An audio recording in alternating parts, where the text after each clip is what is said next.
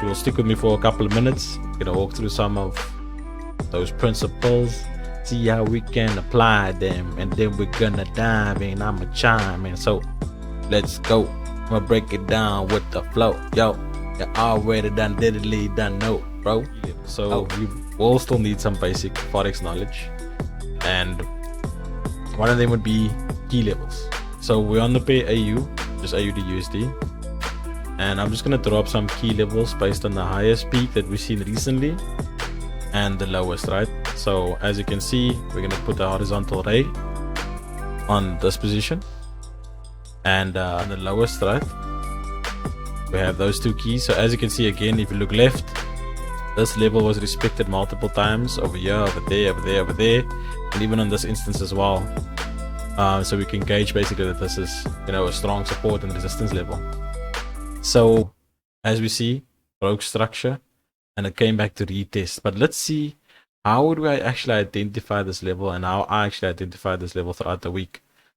So what I did was, again, look left, look for like the most strongest area with the most resistance and support. All right, so we have week,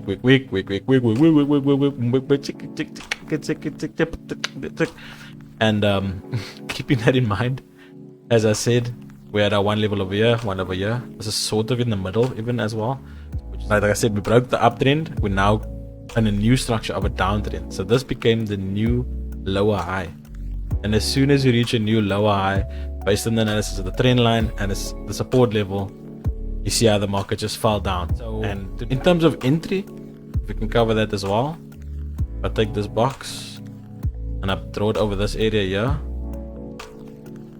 We basically see, if you know your Japanese candlestick patterns, another term, yo, tune into my Twitch streams. I have a lot of commands and I don't mind talking forex at all times. It's the biggest reason that I'm actually streaming on Twitch, even though I mostly play games.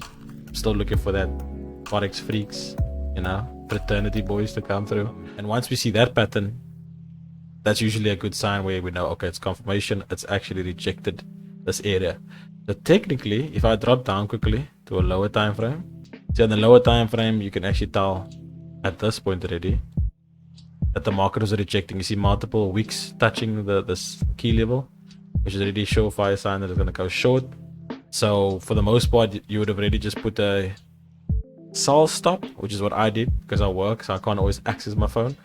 I would just basically initiate the sell stop at a certain level that I know it's going to break below, putting my stop loss slightly, you know, above that area. Let's say over there. It depends how much you want to risk. That's all up to you. Managing this is very important, so something to keep in mind.